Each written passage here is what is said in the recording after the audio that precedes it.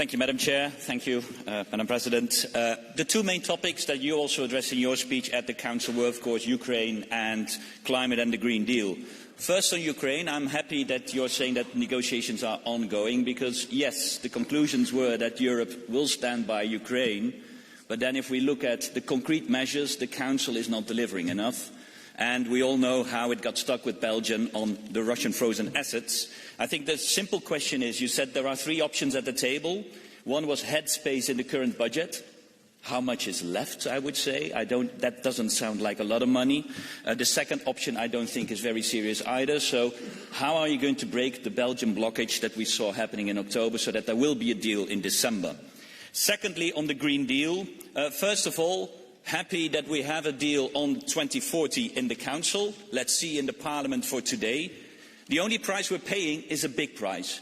And I want that colleagues realise that 5% international offsets means that by 2035, in achieving our decarbonisation, we will pay up to 100 billion euros outside Europe. Money we could have spent inside Europe to create jobs inside Europe. These international offsets are just another bill that Europe is paying outside Europe. These offsets are not a smart solution. Secondly, the biggest lesson of Draghi was that Europe is lagging behind on the development of clean tech. I still have the feeling that a lot of our colleagues are living in the 20th century when they talk about their technologies, like also Mr. Procaccini. When we talk about cars, they can only talk about combustion engines, and in Italy it's even only with biofuels. That's the only thing they can mention. Those are old technologies. If you think you can keep the electric revolution outside Europe, you will pay the price later on because we will be importing then Chinese cars. We want to prevent an import of Chinese cars. We want to make sure that electric cars are being built in Europe for jobs in Europe. That's what needs to happen, and therefore, last call to the Commission President, you've done a lot of roundtables on a lot of industry, but when is the roundtable on clean tech? Europe has to start looking to the future instead of every time looking at the industry of the 20th century. Very, very much, Commission President. And now we go to the leaders and the speakers for the political group, starting for the EPP group, Jeroen Lenners. Yes, thank you, Madam President, dear Madam President von der Leyen, dear colleagues.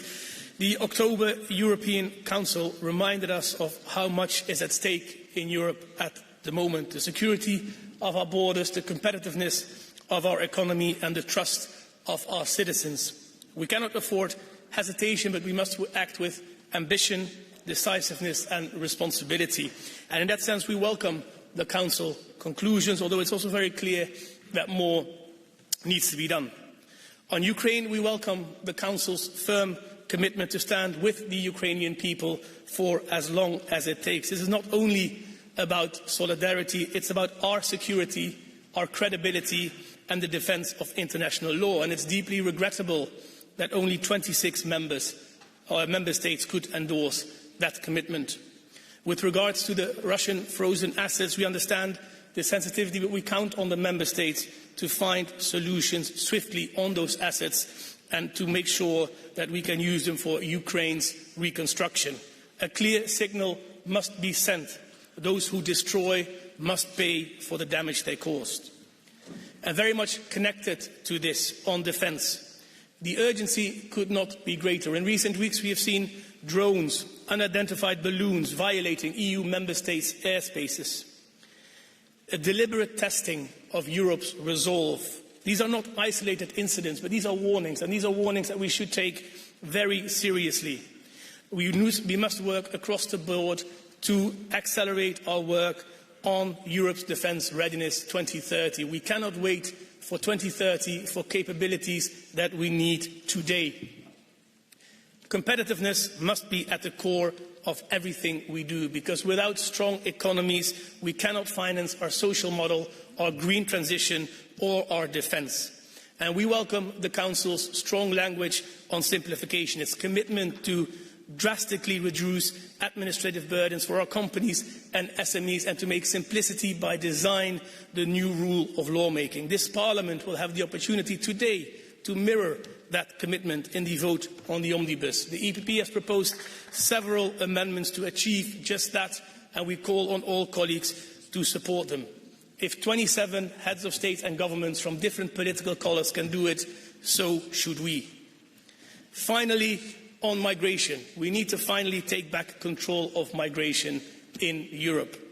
The pact will be implemented next year, but the first report under the pact by the European Commission already shows that progress is possible when member states cooperate. We are seeing faster border procedure, more effective returns and a decrease in arrivals. But more needs to be done. We need a strong and ambitious return regulation. We need more cooperation with third countries, and the EPP is ready to lead the work in the Parliament on this. Colleagues, our citizens are not asking for big words or political drama. They're asking for results. They want to see safe borders, fair rules for businesses and support for those who are defending our freedom. That is the task before us, and that is what the EPP will continue to deliver on. Thank you. Thank you very much, Mr. Lennes. And now for the S&D Group, Pro-European majority in the Commission of Legal Affairs, a compromise that reduces 70% of reporting obligations, which takes 85% of the companies out of its field of application. This compromise, we will continue to defend it until the last second. Because it is good. Because Renew is on the side of the economic world. With this compromise, we have both this predictability and this simplification required by the companies. We also have legislation on the duty of vigilance and the reporting that remains strong. And I say this because we tend to forget it. The people who make our t-shirts and our sneakers at the other end of the world for a miserable salary in atrocious conditions that still exists. And these products, they flood our markets and kill our businesses. And those who today do not vote for this compromise only perpetuate this system. So whose fault is it? The fault of the socialists who did not want to vote 3 weeks ago. And the fault today of the PPE, which plays a maximalist position contrary to the interests of Europe and those of European business. So no, this afternoon we will not vote for a simplification. We will vote to know what will be the majority of the European Parliament in the next 4 years. A pro-European majority, the one you elected, Madam President, or a majority made up of a right-wing union, including, of course, the far right of this hemicycle. So yes, this morning, I have to tell you about my misunderstanding. Because we have nothing in common with extremist populists, enemies of Europe, agents of hatred and division. And deep down, our companies, they need predictability. They need an adapted regulatory framework and the implementation, without delay, of the Draghi report. So I ask the PPE, who will implement the Draghi report? Do you think you will adopt it with the far right? Who will implement the simplification of the domestic market, the 28th regime, or the reform of the capital markets? Who? It's us, the pro-Europeans. Dear colleagues, the Centre Alliance is the heart of the European project.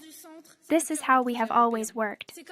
And so if we are unable to find the way back to this compromise, we ruin the credibility of the European Parliament, and we lose precious time to defend our independence. Madam President, your coalition is political stability. Presidenta von der Leyen, it's terrible. This lady can't stand a single debate in this chamber. They didn't talk about housing. It's the people's main security issue, but they didn't talk about it. Imagine that you had to pay more than half of your salary to be able to pay a rent, to have a place to live, that you have to put the heating less hours, that it doesn't reach you to do the shopping, that it doesn't reach you to pay an extra school for your children to pay the rent. The speculators in Europe are robbing people's salaries with abusive rentals, and so they buy houses without going to see them in a matter of minutes. They ask the price and the money they can earn by renting or selling them a while later, and they buy. And they also invest in big energy companies, in media, in weapons, and that's why they are allowing this big robbery to the families, Presidenta, because their businesses and Trump's weapons are not being paid with their effort or their work. They are being paid with the robbery of the salaries of the people who do work. What are houses for, ladies and gentlemen? Are houses for living? Well, I don't know when we started to think that it's normal to do business with something that people need to live. And what is not normal should not be legal. Thank you, Noriele Urig. Mr. Lenov and Mr. Shevchovich, since you are here today together, I have to tell you that your last decisions are really scary for Slovakia. You have forbidden us to freely buy gas. You have forbidden us to freely buy oil, and now you are forcing us to buy Ukrainian furniture, which we do not want in Slovakia. Please, what are these measures? When did someone in Slovakia, here in Brussels, force you to buy something? Or when did we forbid you to do something? It just did not happen. Please, end these prohibitions, and rather focus on the renewal of real freedom and the start of economic growth, because from Europe it really goes down the drain. We have practically everything in Europe that is the most expensive in the world. And in the West, factories are no longer being built, but only being closed. And this is the result of the pseudo-green policy that is being imposed in Brussels. Please end this pseudo-green policy, because of you, everything is really going down the drain. Thank you. Mr. Nouriel, did you get it? Ladies and gentlemen, dear commissioners, the European Council held an exchange with President Zelensky of Ukraine and promised him an unwavering support. This week, however, media are full of a multi-billion corruption case in Ukraine, targeting the inner circle of the same President Zelensky.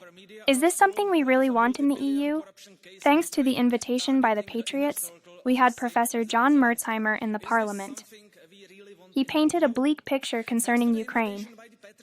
The war is a result of an unwise attempt to enlarge NATO. The United States will pivot to Asia.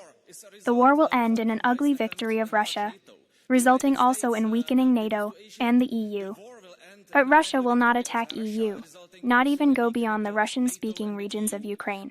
So thought Professor Mertzheimer. He doesn't tell nice tales, but tends to be right. Let us adapt to the realities. Let's disentangle from the quagmire of unending war in Ukraine.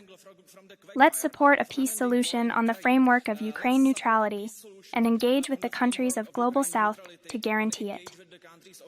World has changed. Let us concentrate on the core task of the EU, which is the prosperity of its member states and its citizens. Thank you. President, dear colleagues, Europe is going through a decisive moment. Faced with wars and economic pressures, we must show that European unity is not just a phrase, but a real force. Our direction must be clear: a Europe able to defend itself, reduce strategic dependencies, and invest in industry, energy and competitiveness. But these goals, dear representatives of the Council and of the European Commission, cannot be achieved without an adequate European budget and a strong social dimension. You seem to forget that. This includes a deal on the Russian frozen assets. We need lower energy prices, a fair digital transition, less bureaucracy, and access to housing and decent jobs for all Europeans. And for our neighbours, from the Republic of Moldova to the Western Balkans, we must send a clear message. Europe remains open, united and committed to democratic enlargement as soon as possible, so stop blocking the process. This is the Europe I believe in, a strong, fair and united Europe ready to defend its values through action, not only through words.